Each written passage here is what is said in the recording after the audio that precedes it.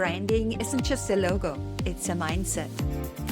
A holistic approach shaping identities, experiences, and leadership at every level. Welcome to BrandsTalk with your host, Brigitte Bakowski, where excellence meets purpose. We share insights and lessons to inspire and elevate. Let's dive in.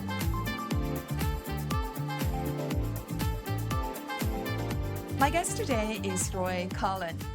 Roy is a seasoned serial entrepreneur who has founded 20 companies across 5 countries.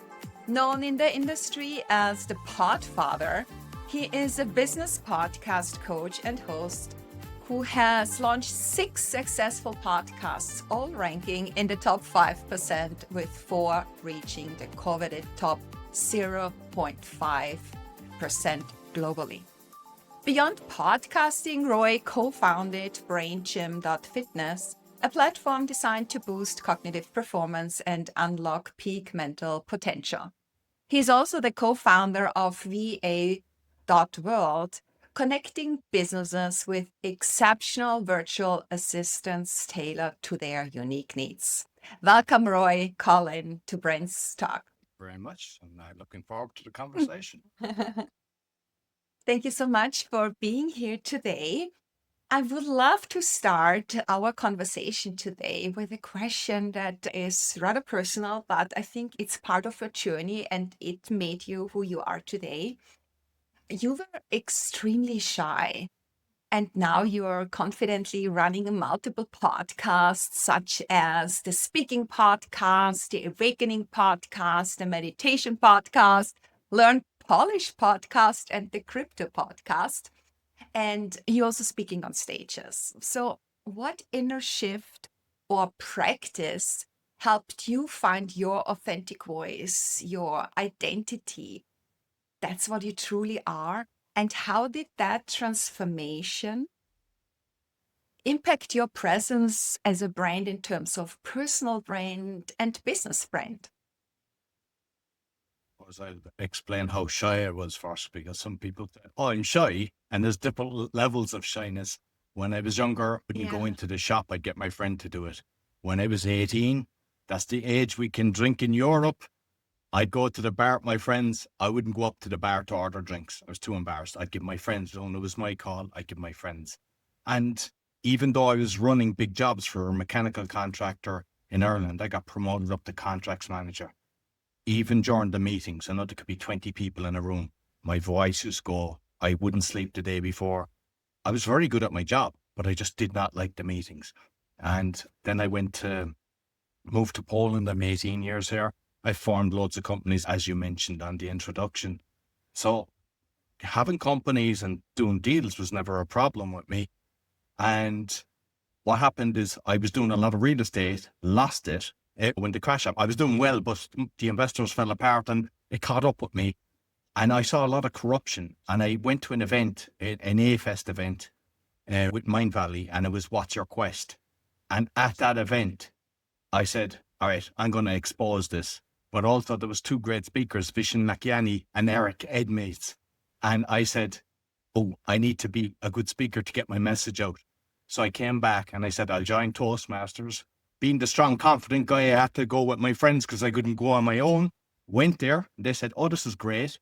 But they said, we don't have time for it. And I was too shy to go back again. And the only reason I joined the Toastmasters is a new club opened.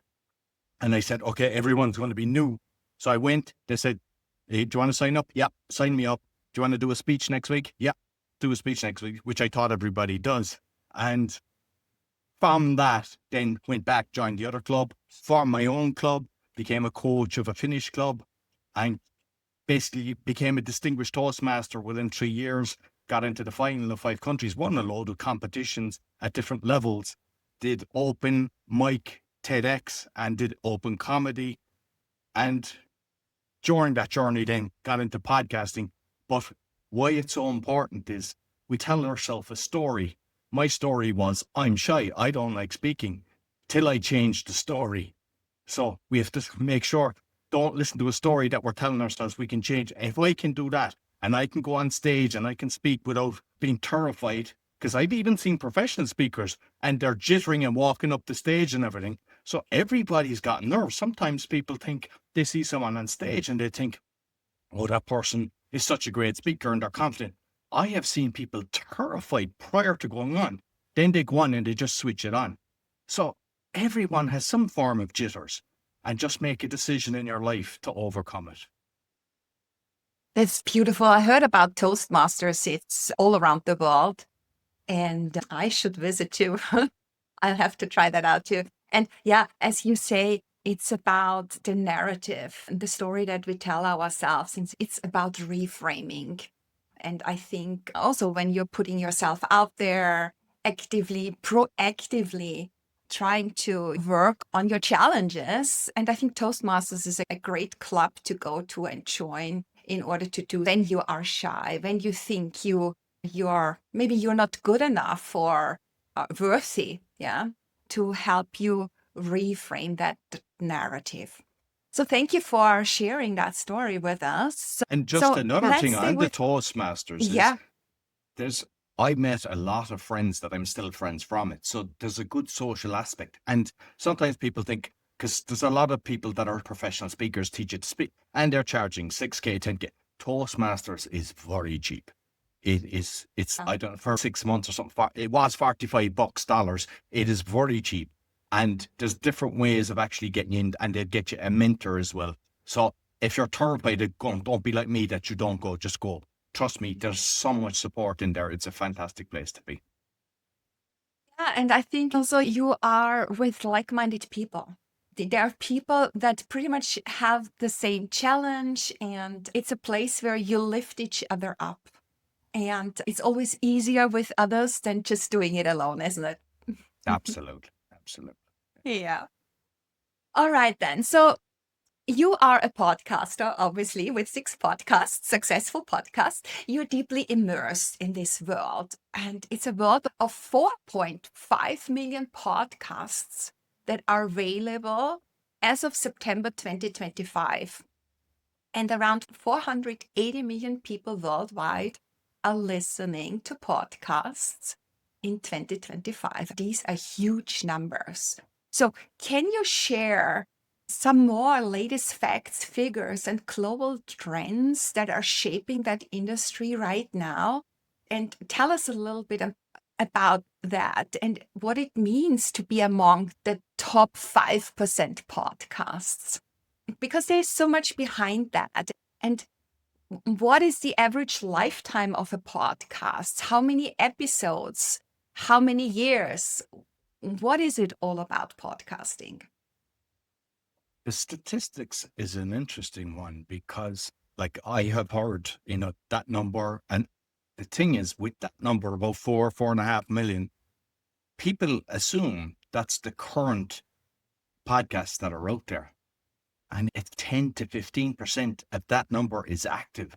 Like, I've stats now, just recently, like 354,500 have released an episode in 30 days. It's like less than 500,000 in 90 days. So they're gone. Some people do one a month, and some might be seasonal, but you do not have the 4 minutes. So sometimes people are saying, it's saturated. I missed the boat on this. You haven't. There's a load. They'll do 3 episodes.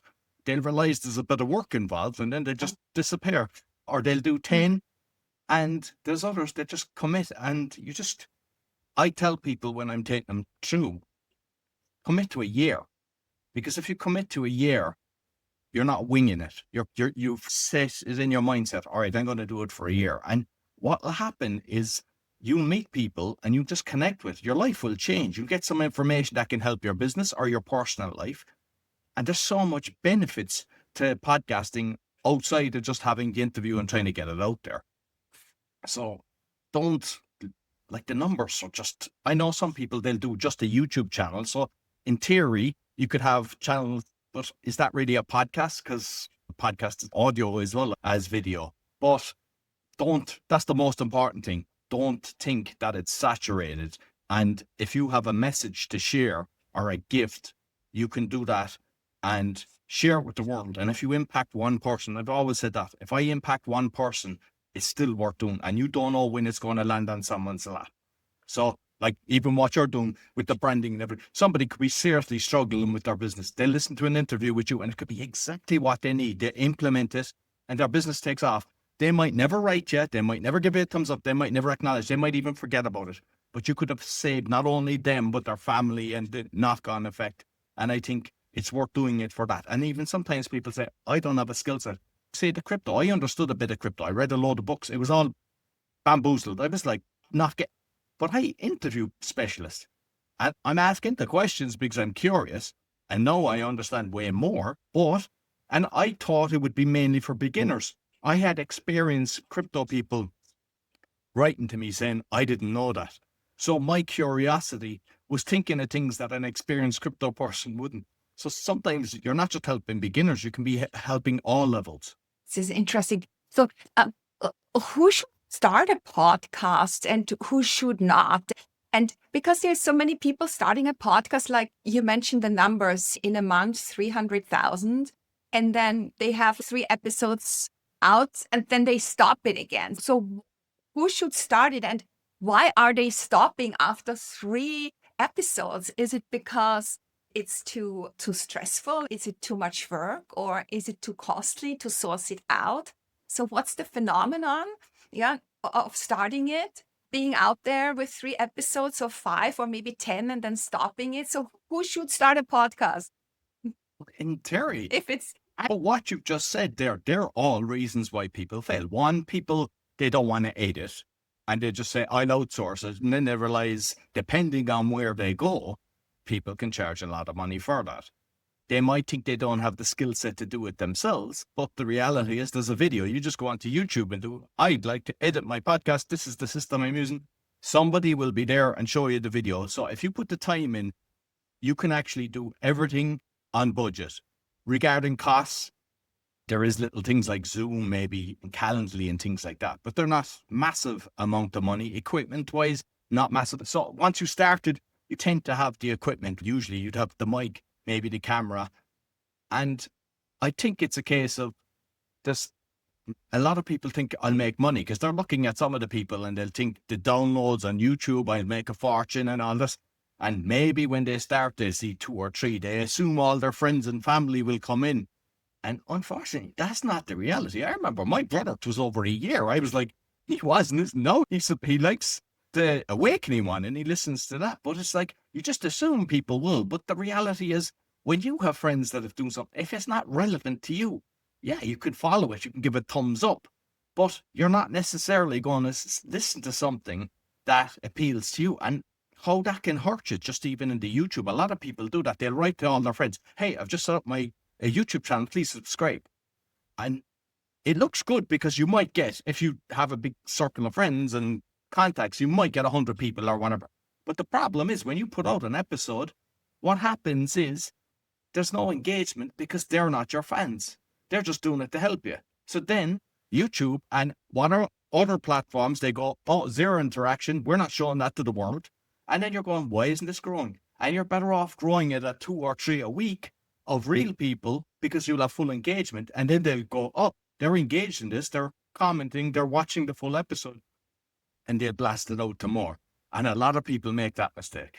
You mentioned something, and I want to touch base with that, monetization, because I think there is a myth of instant monetization, because this common belief, the podcast, with podcasting, I can make money really quickly. So what's the truth behind this myth? And what does it really take to build a podcast that becomes profitable? Because then you have sponsors, you speak a promotion for a company in between, somewhere in your podcast. So when does this take off? What is it about the monetization element of podcasting? Well, as you said, people assume I come in and I start getting sponsors. And the reality is you're looking at big numbers. It's normally cost per 1,000. And it can be $10 to kind of $40 at the start, mid-roll, and less at the end. And most people don't have them numbers. So they're assuming, they're looking at the big boys, Joe Rogan, Mr. Beast and things like that. So first of all, they're not going to make any money with that. The other thing is you have to be very careful with who you're having as a sponsor, because fortunately, it's the kind of McDonald's and the Red Bulls and stuff like that, and gambling companies are the ones with the big bucks that want to throw behind you. And if you're promoting health and wellness or stuff like that, it isn't a match. And someone can go, what? They're talking about health and fitness and they're putting in, say, toxic foods. So you can't be loyal to the dollar. You have to be kind of loyal to your fans. What I would recommend is it's because a lot of the times people, they're entrepreneurs, they're coaching, they have some sort of business that they're doing that you're promoting yourself. So even getting on stage, the fact that you've got a podcast gives you a competitive advantage with somebody that doesn't. And people can listen to it. They go, oh, this guy understands what he's doing. And you can show reviews and you can show some of the numbers maybe. So that's one of the things. Like, you can partner with people. So I've done that. I've got people on shows and help them. And you can get a percentage of the split for doing that. There's a lot of different ways. Affiliates works well. I've got a few affiliates set up and it actually works. Someone clicks on it. Or you can bring someone on talking about it. I had one on how to win in court without a lawyer. And it was like they're charging $250. I was getting $50, but I got a lot of sales from that. And why not? It was relevant with one of the podcasts and it worked. So there's a few ways of doing it, but I would suggest it's a slow burn. You have to build it and build it as you go along. And then you do partnerships with people and you can cross promote. And sometimes I've got on my one that like jump the queue. I create charts and stuff like that. And people do it, some don't, and that's okay as well. And then I get loads of agents that come into me and I say, look, it's a pay thing. And it's mainly to filter on something. Yeah, no problem. Here you go. And they'll say, no, we don't pay.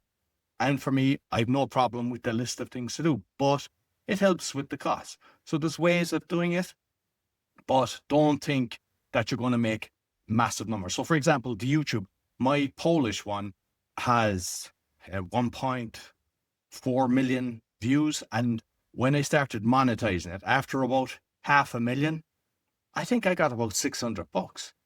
And there's a guy I just saw recently, an Irish comedian, and they were saying, oh, he's making between $3,000 and $60,000 a month on the YouTube channel. And he came on a station and said, I've made in total 33,000. So you've got a lot of platforms that showing you they're making between this and this, and you just assume it to be correct. It's all lies. So I don't know, is it YouTube is actually saying this or some platforms are saying this, but they're making it look like you make a fortune with the number of views that you get, and you don't. So thinking like you have to get massive numbers to be making an income from YouTube. You have to be in the millions to make that kind of for 600,000 or 500,000. $500 or whatever it was, you would assume way more. Because if we had to advertise on that, you would be paying a fortune. You would be paying probably $1 per view, maybe a bit less, but sometimes more depending on the topic. It looks like YouTube are keeping 95% or more. And people don't realize that. They think, oh, when I get X 1,000 views per episode or something like that, I'll start making a decent income. No, you won't. Okay, so what is the best strategy to build if you want to use a podcast as a brand building tool? You are still new in the market with your business and you think, okay, podcasting would be an ideal platform to build your brand, creating awareness, putting yourself out there. What is the best strategy here? Should I start with a podcast right at the beginning or a little bit later? Once I have established myself in the market, what do you think? Who is the typical person or business that should have a podcast? Most businesses could do it because the thing is, I can interview somebody that might have a gatekeeper. And I can say, hey, I'd like to have, say, John on my show, who's the CEO of a company that's a great potential for a client for me. And usually people, they're happy. You rarely get, when you ask the person to be on your show, I don't know if I had anyone that said no. They're all delighted to come on your show. They realize, hey, this is built, and especially if you can show you're in the charts and things like that. You definitely get, so there's ways of actually doing that. You can reach out to people and get them to be on the show. And if you could just mention that again, because I'm after going off track and the main thing. You were just saying who should start the show, yeah? So what I would recommend is, I tell this to some people, sometimes you can go on shows. So you go as a guest on different shows.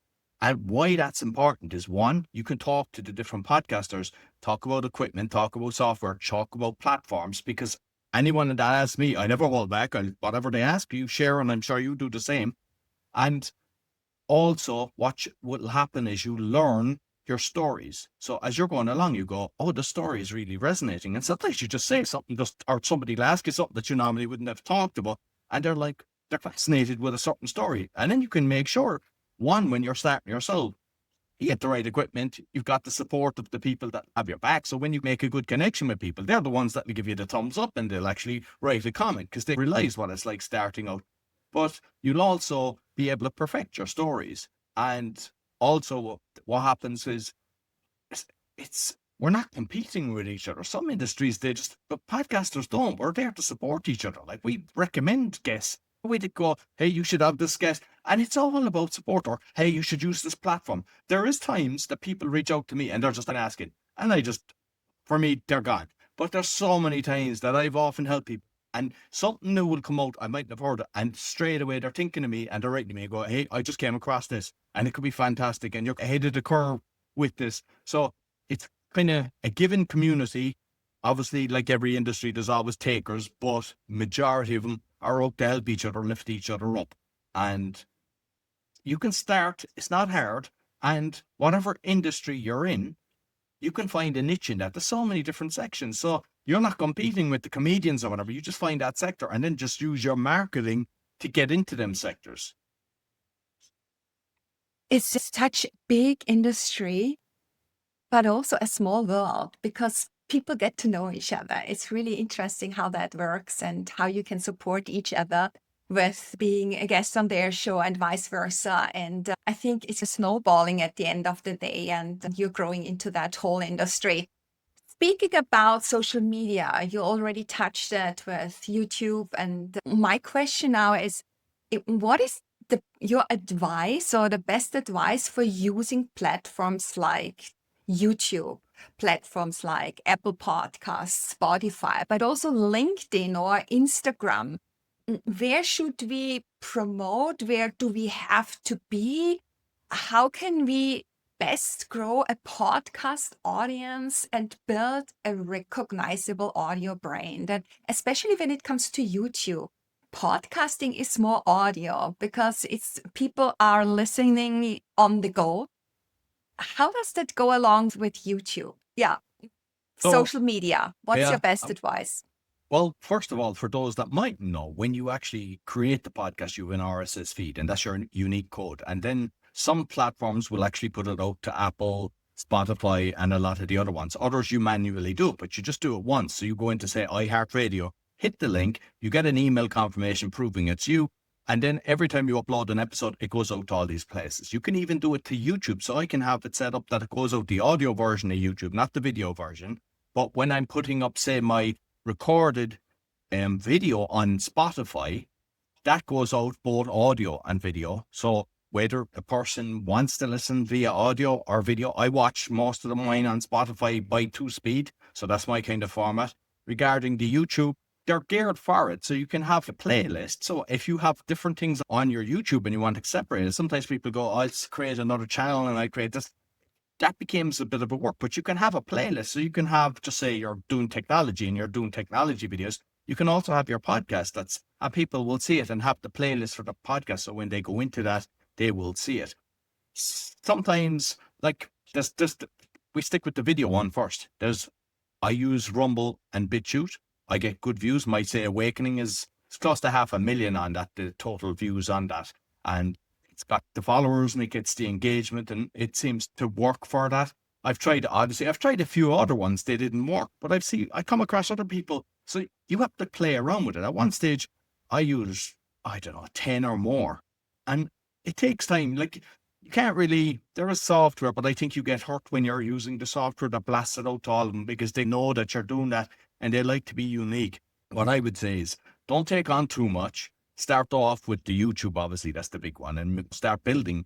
and just see what kind of engagement, because it's just platforms that are kind of specific to certain industries as well. So one might work better for you. So I would say just try them. And if you find this is only getting 2 views per episode, take into account the amount of time of uploading it and setting it. Regarding all the kind of X and LinkedIn. So if you're like a consultant, a coach, that kind of thing, and you're an entrepreneur, LinkedIn is good because that's where a lot of people are. But there's also the fact that a lot of people are selling on it. Everyone's trying to get the customer. Be careful, but it's worth posting on these platforms. And some of the systems say when you upload to YouTube, it's just a box. Hit the X, post to Facebook, post the thing. So just do it. Just get into the habit of when you're uploading, like the way I do it, I put it on, say, Spotify. I have everything open. So I have my Rumble, BitChute, I do the whole lot. Title goes across, and I just set aside the time for that. Where sometimes people go, I'll do that later, I'll do that later. And that's why it's taking longer. And that's why they're going, oh, this is taking too much time. But if you systemize everything, and as you're putting it out, then it works. What I would recommend as well is create the shorts. So there's a lot of software that will do that now. I use a team to do it. So I personally edit every single episode that I do. I put in the timestamps because I'm listening to the conversation and I understand it. It's hard to outsource that unless you train the person. Sometimes people think, oh, I'll give it to them. They could skip one of the best points based on not understanding what you're discussing. So that's why I do. Plus, I like to listen as well again, because you're having a conversation, you're totally present. And when you're actually listening and editing, it's different. You're the fly in the wall at this stage. You're like the listener. And I actually enjoy that as well. So when I'm creating the shorts, then I have my team. They post it on Facebook, on different places. But say, what happens a lot of the time, people, they just blast it out to Facebook, their own Facebook thing. What you need to do, and this is very important, is this, depending on the theme of your podcast, find groups that are relevant to that. You can do that on LinkedIn as well. Facebook is good. So a lot of people say, Facebook doesn't work. I mean, with me, sometimes on the Polish, there was times I could get 10,000 on 6 shorts, 10,000 views on 6 shorts. And all I'm doing is I'm in groups that are relevant to that. I'm in Polish, in Poland, foreigners in Poland, Polish in Chicago, all different groups that are Polish groups that are relevant. Episode is done and it's blasted out to them. And that's why that works. Where sometimes people, a lot of people make the mistake that they go into podcast promotion groups. I say that's like going into a doctor's convention and looking for a patient. You've every single podcaster that's looking for someone to view their show, watch their show, follow them, and they're all posting and they think, oh, this is a massive group. This is great. And it's not. And you have to see the engagement. And another kind of thing that is very good on Facebook is when people give a thumbs up or a comment or whatever, you can click on that if it's your page. So I've like the Polish page, I have the speaking page. You click on that and then you invite to follow, and a percentage of them will. So what happens then is when you're posting your next episode, they're part of it. And I see that there's people from years that are just giving the thumbs up and a heart every time I post, which in turn pushes it out, which means all my stats, they just keep growing. Like the numbers keep growing. They never, like on listen notes, they can fluctuate. And I don't know, can you even trust some of these things, because there's times that I'd ones in the top 0.5%, they went to 1% or 2%. And yet the numbers are double what they were. I'm not sure how these things work, but the way I see it is I track it myself. I look at myself. I'm making sure that I have an Excel sheet the way I'm doing everything. And why I do that is I go, oh, there's something wrong here. The numbers aren't right. And it'd be like, oh, I forgot to share the BitChute. I forgot to post it here. And simple little things. And by doing that, it helps. Another one then is the TikTok. TikTok, some people go, nah, no good. Just people doing silly dances and everything. You see the people with the silly dances, you press the screen and say, I don't want to see this. So then you'll find content that you're interested in, which can be very good for your podcast. I get some brilliant content from my Awakening podcast from that. I have 3 channels now. The Polish one is just about 50,000 views. And the other 2 combined, there are 1.2 million views. And it's like, why not? So you could do, but the only thing is censorship. So depending on what you're talking about, like the other day, now I got 6 strikes on one of the episodes I put up. All the shorts from one episode, and I have to go in and appeal, and they all got returned. But if you don't, eventually your channel gets taken away. I have had that. I've had channels taken away on TikTok, on YouTube as well. So just be careful. if you have a controversial guest or you're talking about something that they don't want you to talk about, figure out ways of actually doing it. And there's ways of doing that, but you just have to be careful and don't beat yourself up if a channel is removed. Just laugh and move on to another one. Wow. There's one more question regarding posting. For example, most of us do short clips about an episode. We take 30 seconds out or a minute or even less. The shorts like on YouTube, and you do that on LinkedIn and in Instagram. What do you think about that? Because I've realized that these shorts really attract a lot of people. What do you think about that? This No, I think no, repurposing definitely, yeah, of definitely. You like the thing is, there's different ways of doing it. I've seen people create the short and just put it out, and you might get the 200, 300 views. You might even get a couple of thousand, but that's it. They look at it, they are interested. They go, "Oh, nice heart." What I do is when I have my shorts, I have the link of the podcast in the shorts. So that's why my team doing it. So we've got the show. And also what you can do is you can actually put a comment or a link next to it saying, find the full episode here. Sometimes the way the algorithms work, they don't like you taken away, but you can comment. So you see some people are going, why have they got it in the comment, the main kind of, and that's the reason being, because they won't show it to people if your link is in the show, because you're taking them away from one platform to the other, but you can comment with the link and that works. So people then just scroll, and you can even take comment in the link in the comments or something like that. It definitely works. It doesn't mean that if you get 10,000 views that you're going to get 1,000 people that will, but even if it's 1%, that's the way to see it. And it's nice because you can keep using it. And the thing is, obviously some episodes might be time sensitive. If you're talking about current affairs and things like that, because that actually happened to me. We were doing it and I had such a backlog. I said, this is no good, because we were talking about stuff in Romania, protests in Romania. And it was like nearly done by the time the shorts were done. So you have to make sure that if something is really current, get it out fast. And there's other stuff you can repost it even 2 or 3 years later. Sometimes people, you put it up and they think that's it. I've often re-put something up a few years later and it does way better. And now what I'm doing is I'm doing split testing. So YouTube now allows you to do split testing on the actual thumbnails. So do it. You've not to lose. You put up 2 different thumbnails, and what they're doing is they're blasting it out to people and they're saying, okay, this one works better. So then it'll start pushing that out, which is fantastic. Then you can use that thumbnail for the other channels and hopefully get a bigger spike. so much to learn. So much I do already, but still so much to learn. It's unbelievable, this whole realm of podcasting. Wonderful. So looking back, what were your biggest mistakes maybe or learnings you made on your podcasting journey? And what did they teach you about branding, about growth, about authenticity? Would love to hear about that. I know that with the speaking one, that was the first kind of big lesson that I learned. I think it was in the second year. I said, I'll take Christmas off. I usually have family coming here, and I said, I'll take a few weeks off. And then it got kind of, life got in the way, and it was nearly 2 months. And when I went back, my listeners weren't there. There was a percentage of them, but it dropped a lot. And I was like, because I made the mistake of not telling my listeners. So if you're doing a seasoned one, hey, I'm finishing now for the holiday period. I'll be back on such a date. That's okay. They're expecting it. They know. But I didn't tell them. And you can actually make that mistake that they just, okay, they'll start following some other, they think you're gone.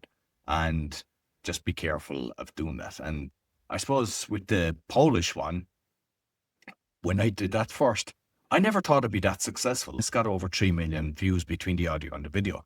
And what I did is I set up a tripod, took a picture, and just done a really crappy logo. And the screenshot I have on the Facebook page is that it's ahead of Duolingo, ahead of BBC, ahead of all top podcasts. It was number 1.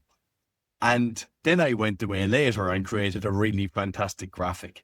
And what I encourage the people that I'm working with is get something that's beautiful and nice, and don't just wing it. It's not that, you can even go into apps now, they'll do it, ChatGPT, they create something for you that's fantastic, but just make sure you spend the time to create something and do it nice. And the thing on the logo as well is a lot of times people, they do it on the big screen and they go, oh, this looks great. And they'll put lots of text and everything. Don't have lots of text. Small, like your one is very good. It stands out. The colors are nice. when I'm with people, no, I've changed so many, but with yours, I wouldn't. I think yours is brilliant. And that's the thing is, and you've seen mine, I don't know, it's the different ones. It's like, I've changed them. And that's the thing. You can change anything. You can change all the different things you're doing, even websites and stuff like that.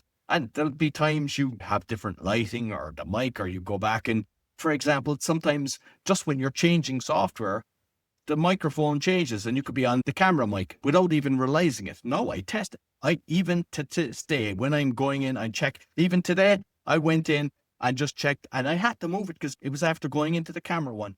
And there's times you go, why is the sound so bad? And you go, oh. So once you do that, you won't do it again. But on the positive side, because of the technology today and the AI, you can do audio enhancements. We done it live one time, and the guy was actually using his laptop and the sound from a laptop. And I was thinking, I won't be able to put this out, even though it was live, it was going out, but I edited it and then put it out again. And when I used the enhancement, it was like, this is incredible. It was like, you would not know. It was like, so the thing is, you learn these things, you go along, you'll have checklist, noise checklist, something will go wrong, the fan, the doorbell, dogs or whatever. And you go, okay, that happened. Yeah. Don't beat yourself up. Make a checklist next time. Yeah, that's not going to happen. Same with lots of times people would have all these things, all these apps open, and it'd be bing, bing. There was times I used to have to say, oh, I must check my app to make sure I have it WhatsApp turned off and all this. I done it intentionally to make the other person to start panicking and, oh, I must do the same. Because sometimes you say it to them, they go, yeah, but they still didn't do it. And then when you're having the conversation, you're bing, bing. Like, the thing is, remember, it's your show. If that's happening, pause. Sorry, there's a distraction there. You need to turn that off, or even the lighting, or sometimes fans and things like that. Just stop it and say, look, the noise isn't there. And there's times you might just say, look, we better do it some other day. Make sure, don't compromise. Even if there's enough important guests, at the end of the day, it's your show.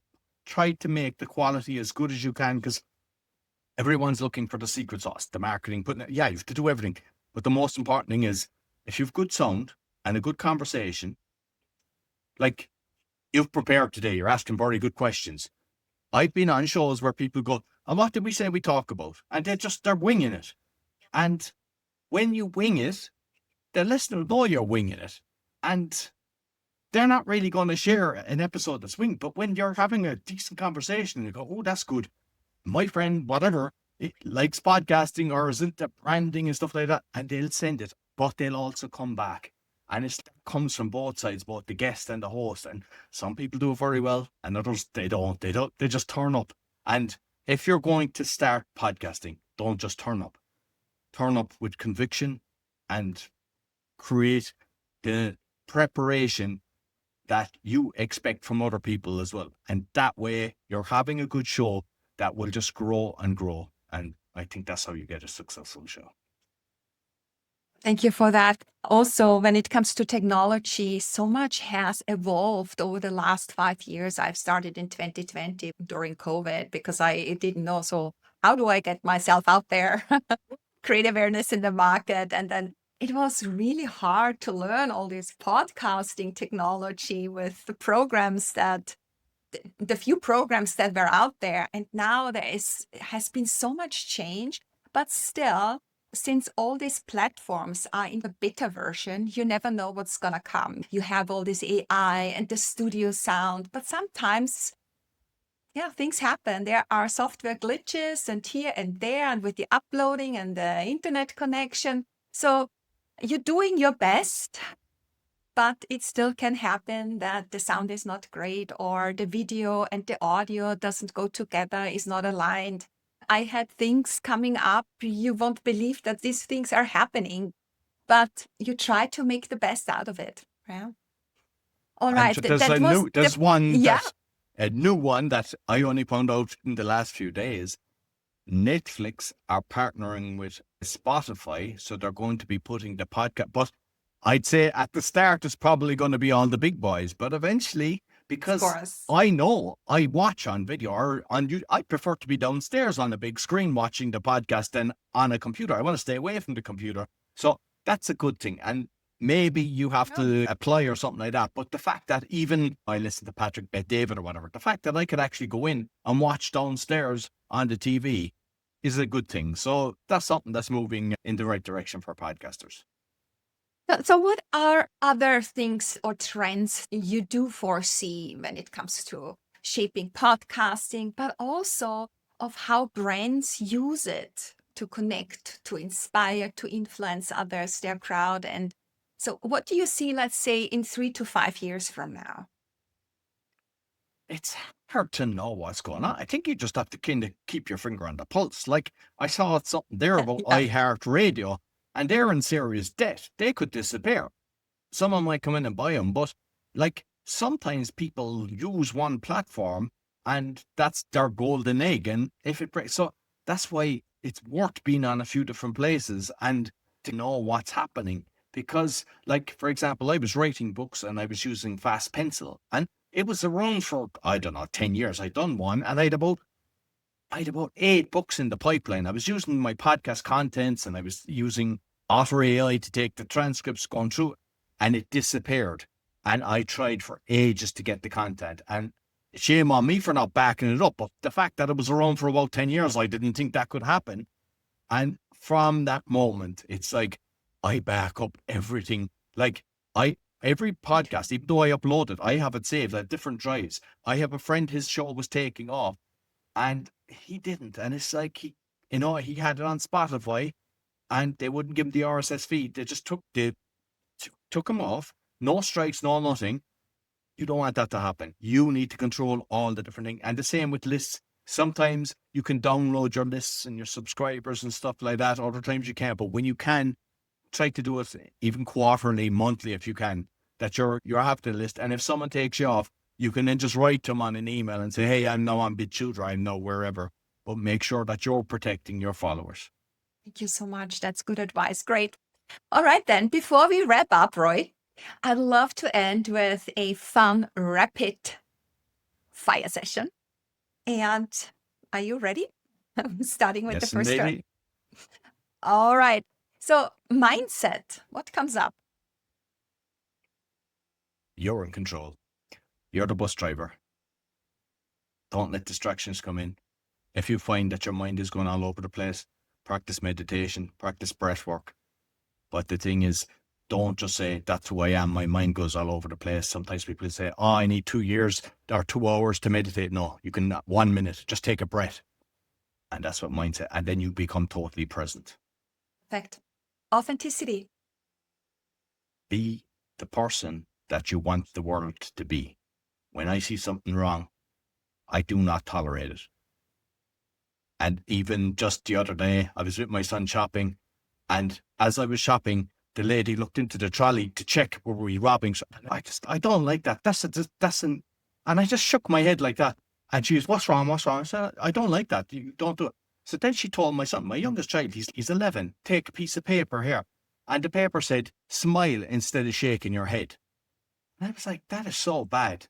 So I done a review. And then I went in later to the manager and I said, do you think that's okay? Oh, that was just a coincidence. It's AI creates these. And I said, if it's creating, why is it creating something negative? And the reason I do this, or I go in and do reviews, I used to never do things like that. And my son was, let it go. And I said, the reason I won't let it go is they'll do it to the next child, or the person who's not paying people is doing it to the next person. So when you're looking at being authentic and everything, do what's right. And if you want to make a little ripple effect to the positivity of the world, you inspire others and it stops the bad boys and they start sliding down the scale. Okay. Wow. Yeah. Success. Success comes from within in the daily moments instead of looking to the future. I would have made that mistake before building big empire and thinking that's success. Now I know success is going for a walk with my son, eating together, being totally present. Success is because we don't know. We could all live to 150. We could be gone tomorrow. Success is being present in the moment and loving what you're doing. Beautiful.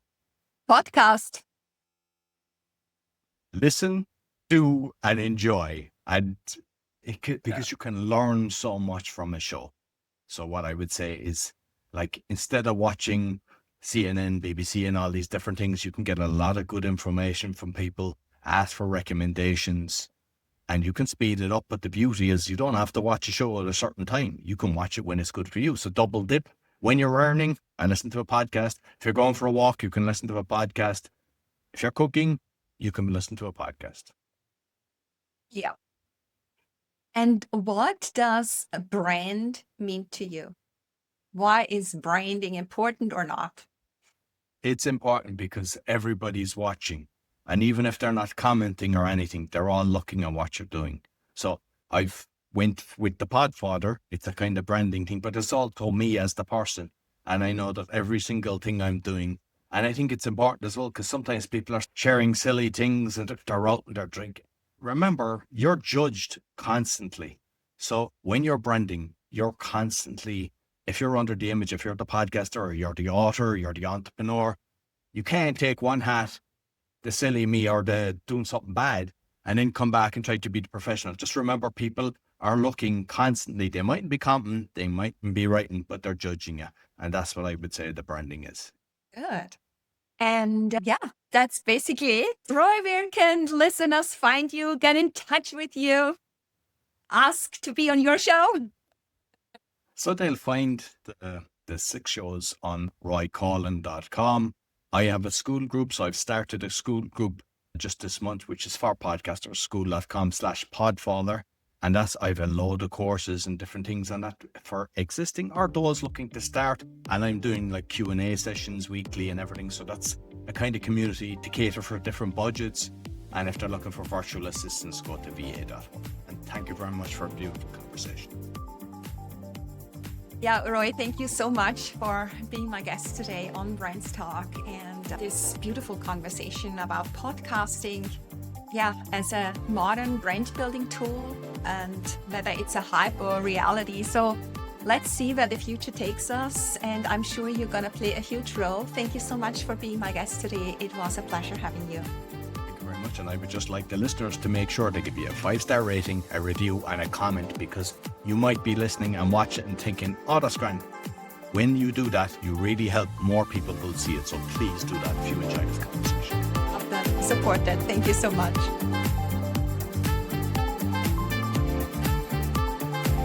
If you enjoyed this episode, hit follow on your favorite app, share it with your network, and leave a quick review. Stay tuned for the next episode and keep shining.